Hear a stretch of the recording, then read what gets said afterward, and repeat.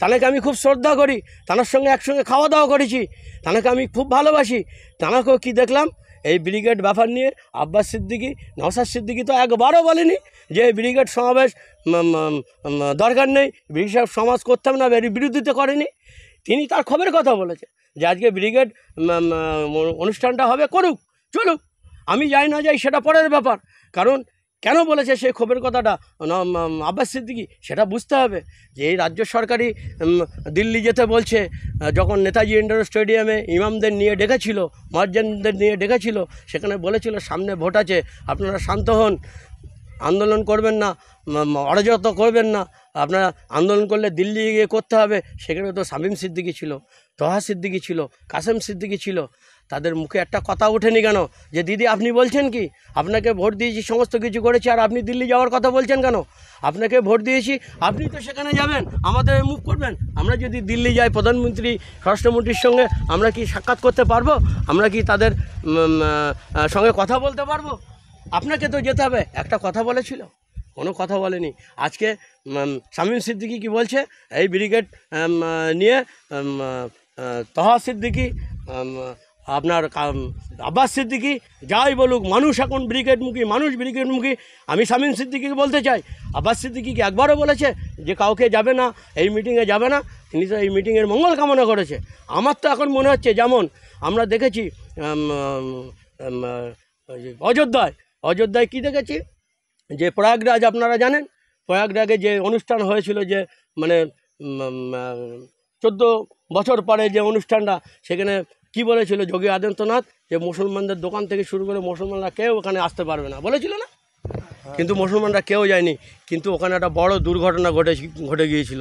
সেই দুর্ঘটনা ঘটে যাওয়ার ফলে আমরা অনেক কিছুই দেখতে পেয়েছি। আজকে আমি মানে জয়ীকে ধন্যবাদ দেবো সেই সময় মুসলিমদের ওখানে না যাওয়ার জন্য, বলার জন্য। যদি আজকে মুসলমানরা ওখানে থাকতো, যে তাহলে এই দায়টা কিন্তু মুসলমানদের ঘাড়ে চাপাতো, কারণ বিজেপির এটা তো প্রোপাগান্ডা। আর আমি আব্বাস সিদ্দিকী, নওশাদ সিদ্দিকী যে ছিল না, আমি তার জন্য মঙ্গল কামনা করি যে ওনাদের ওই বৈঠকে ডাকিনি, যায়নি। থাকলে বলতো এই আব্বাস সিদ্দিকী আর নওশাদ সিদ্দিকী রয়েছে বলে এদের জন্যই মিটিংটা করতে দেয়নি, এই কথাটা আসতোই। কিন্তু এরা আল্লাহ যেটা করে ভালোর জন্যই করে, এরা ছিল না, কিন্তু এরা তো কাউকে বলিনি যে ওখানে যাবো না। আজকে যে ওয়াকফ আপনার মুসলিম পার্সোনাল ল বোর্ডের 22 জনের মতো সদস্য আছে এই পশ্চিমবাংলায়। কামরুজ্জামান ভাই নতুন সদস্য হয়েছে, কিন্তু আরও 22 জন তো সদস্য আছে মুসলিম ল বোর্ডের এই পশ্চিমবাংলায়। তাহলে আজকে যখন 26 তারিখে এই প্রোগ্রামটা ডাকা হয়েছিল, এই 22 জনকে ছিল মুসলিম পার্সোনাল ল বোর্ডে ওয়েস্ট বেঙ্গলের যে 22 জন সদস্য, এই 22 জন কি ছিল একসঙ্গে থেকে তারা একটা মত করে কি করেছিল? আমরা তো 2-3 জনের মত করে দেখেছিলাম যে 26 তারিখে প্রোগ্রামটা হবে, কিন্তু ওই মুসলিম পার্সোনাল ল বোর্ডে যারাই সদস্য তারাই কিন্তু বিরোধিতা করেছে। কে করেছিল আমরা তো সবাই জানি। মুসলিম পার্সোনাল ল বোর্ডের সদস্য তহা সিদ্দিকী আছে, মুসলিম পার্সোনাল ল বোর্ডের সদস্য সিদ্দিকুল্লাহ চৌধুরী আছে, তারাই তো বিরোধিতা করেছিল। কিন্তু আব্বাসকে বিরোধিতা করেছিল, কিন্তু আর সেই তহা সিদ্দিকীর পাশে দাঁড়িয়ে শামীম সিদ্দিকী ছিল, কাসেম সিদ্দিকী ছিল, আর তারা আব্বাস সিদ্দিকীর পিছনে লাগছে। কত টাকা পেয়েছো শামীম সিদ্দিকী সাহেব? হ্যাঁ, কত টাকা পেয়েছো? আমরা জানি। যখন পঞ্চায়েত ভোট ভাঙড়ে আমরা কি দেখেছিলাম, ভাঙড়ে রোজার সময়, রমজান মাসে পলিটিক্স যে যাই করতে পারে, আইএসএফ করেছিল বলে মুসলিমদের ঘর বাড়ি রোজার সময় বুলডোজার দিয়ে শওকত মোল্লা ভেঙে দিয়েছিল, ইফতার করতে দেয়নি মানুষকে, ভাতের হাঁড়িগুলো ছুঁড়ে ফেলে দিয়েছিল। আর সেই শওকত মোল্লা ইফতার পার্টি দিয়েছিল, মজলিস নয়, ইফতার পার্টি। আর এই শামীম সিদ্দিকীকে ডেকেছিল, সেখানে গিয়ে তিনি সেই হারামের ইফতার খেয়েছিল। তানার কাছ থেকে আর কি আশা করবে? পশ্চিমবাংলার মানুষ দেখছে, মুসলমান সমাজ দেখছে, আপনার ক্যারেক্টারটা দেখছে। শুধু দাদা হুজুরের ব্লাড আপনার মধ্যে রয়েছে বলে আপনাকে আর তহা সিদ্দিকীকে মানুষ এখনও সংযতভাবে কথা বলে। আমি আপনাদের কাছে রিকোয়েস্ট করছি আপনাদের মাধ্যমে তহা সিদ্দিকী এবং শামীম সিদ্দিকী সাহেবকে, কারণ আমি খুব শ্রদ্ধা করি ওনাদের সঙ্গে প্রচুর মিটিং আমি করেছি, আমি ওনাদের সঙ্গে গোপন মিটিংও পর্যন্ত করেছি। জানি না আমার এই আওয়াজটা, আমার এই ভিডিওটা ওদের সামনে যাবে কি না। এই তহা সিদ্দিকী এবং শামীম সিদ্দিকী সাহেবরা দেখবেন কি না? নিশ্চয়ই দেখলে আমাকে চিনতে পারবেন। আমি কিন্তু আপনাদের সঙ্গে প্রচুর প্রোগ্রাম করেছি, আপনারাও চেনেন আমাকে, কিন্তু আপনারা এখনও সংযত হন। মানুষ কিন্তু দেখছে, পশ্চিমবাংলার মুসলিম সমাজ দেখছে আপনাদের ক্যারেক্টার কি। আর সেই শওকত মোল্লা যখন বলছে দিল্লি গিয়ে আন্দোলন করুন, আপনি তার বিরুদ্ধে একটা কথা বলছেন না, আপনি আব্বাস সিদ্দিকীর নিয়ে পড়ে রয়েছেন। আপনার ক্যারেক্টারটা বোঝা যাচ্ছে, আপনি উলঙ্গ হয়ে যাচ্ছেন, বাংলার মানুষ দেখছে।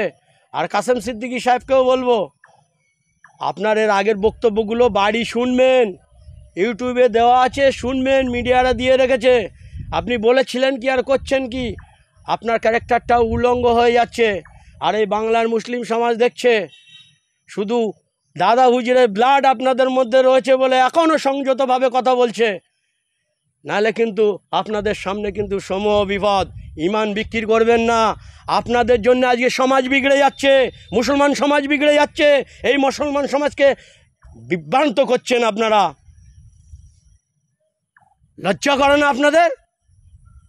একটু লজ্জা করুন। আর পিছনের সংবাদগুলো একটু দেখুন, ভাবুন, বুঝুন, করেছিলেন কি আর করছেন কি। তাহা হুজুরকে এখন সাইড করে দিয়ে আপনারা দিদির সান্নিধ্য পেতে চাইছেন, আপনাদের ভেঙে তছনছ করে দিতে চাইছে মথুয়াদের মতো। শিক্ষায় শিক্ষিত হয়েছেন, আমার মনে হয় সুশিক্ষায় শিক্ষিত হতে পারেননি, তাই তো ভাষাগুলো বুঝতে পারছেন না। দালালি করবেন না, ভালো হন। আমাদের আজকে যে বিপদ, এই বিপদে কেউ আমাদের উদ্ধার করছে না। আমাদের আগামী দিনে রাজনৈতিক প্ল্যাটফর্ম করতে হবে। সেই প্ল্যাটফর্ম এই নওশাদ সিদ্দিকী তৈরি করেছে। যদি পারেন তার সঙ্গে সঙ্গ দেন, এই রাজনীতিটাকে এগিয়ে নিয়ে যান। আমাদের হাতে যদি 10-15টা এমএলএ এমপি থাকতো, আজকে সেখানে গিয়ে যুদ্ধ করতো, বিধানসভায়, পার্লামেন্টে। আজকে আপনারা কার উপরে ভর করে চলছেন?